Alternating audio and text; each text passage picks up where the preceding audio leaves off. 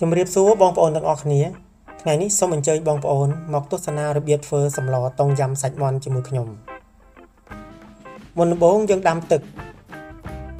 បន្តមកទៀតយើងប្រើអំបិលដាក់ចូលក្នុងឆ្នាំងប្រើអំបិលរួចហើយយើងមានគល់ស្លឹកគ្រៃហាន់ឆិតព្រមទាំងរំដេងហាន់ជាបន្ទះស្ដើងដាក់បង់ចូល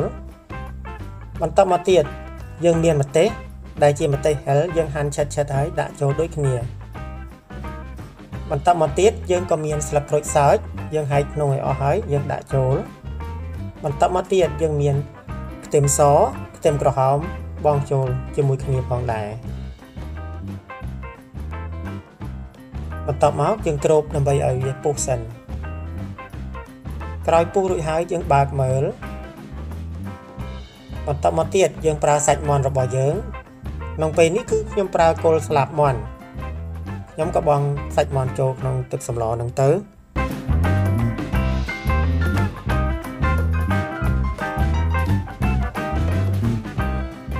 អូខេត្រង់កន្លែងនេះយើងគ្របវាបាទគ្របវាសិន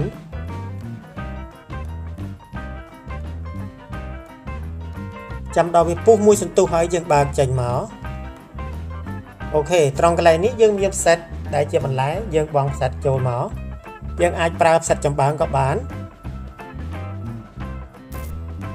ត្រង់កន្លែងនេះយើងស្ងោរផ្សិតយើងឲ្យយូរបន្តិចដើម្បីឲ្យផ្សិតយើងនឹងបានផុយល្អ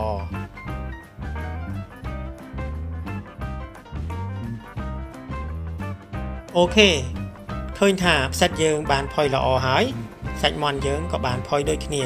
ដូច្នេះខ្ញុំចាប់ផ្ដើមផ្សំគ្រឿងតែម្ដងដោយប្រើម្សៅស៊ុបរ៉ូឌីឬម្សៅស៊ុបខ្នុរ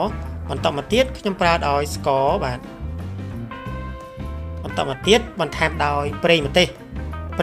នេះយើងអាចជួយឲ្យសម្លយើងបាទសម្លតុងយ៉ាំយើងមានពណ៌ស្រស់ស្អាតគួរឲ្យចង់ញ៉ាំ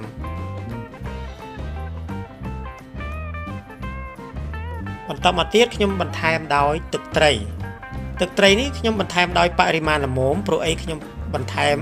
ម្សៅស៊ុបរ៉ូឌីព្រមទាំងអំបិលជាដើមដំបូងរួចមកហើយអូខេបន្តមកទៀតយើងអាចប្រើទឹកអំបិលទុំដោយបរិមាណល្មមកុំឲ្យជូរពេក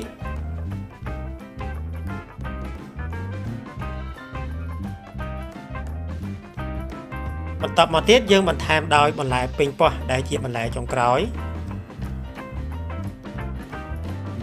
អូខេបន្ថែមបន្លែប៉េងប៉ោះរួចហើយយើងចាប់ផ្ដើមយកទឹកដោះគោស្រស់ឬទឹកដោះគោរូបខ្លាឃ្មុំក៏បានដែលជាទឹកដោះគោសាប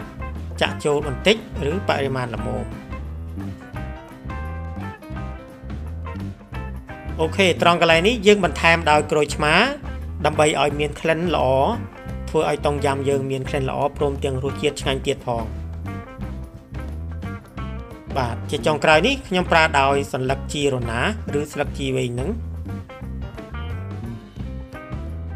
យើងភ្លក់រសជាតិឲ្យល្មមត្រង់កន្លែងនេះអូខេបាទចុងក្រោយយើងបានសម្លតុងយ៉ាំស្លាប់មាន់គួរឲ្យចង់ញ៉ាំបាទឆ្ងាញ់មែនទែនតែម្ដងសូមអរគុណចំពោះបងប្អូនដែលបានទស្សនាមកលើវីដេអូក្នុង Channel របស់ខ្ញុំបាទសូមជូនពរបងប្អូនជួបតែសេចក្តីសុខសេចក្តីចម្រើនរកស៊ីមានបានសុខភាពល្អទាំងក្រុមគ្រួសារសូមមេត្តាបងប្អូនជួយ Like Share ដើម្បីជាដំណឹងដល់បងប្អូនដទៃទៀតដែលមិនទាន់ដឹងផងចំពោះបងប្អូនដែលចូលមកថ្មីសូមមេត្តាចុច Subscribe ដើម្បីទទួលបានវីដេអូថ្មីៗពីខ្ញុំបាទ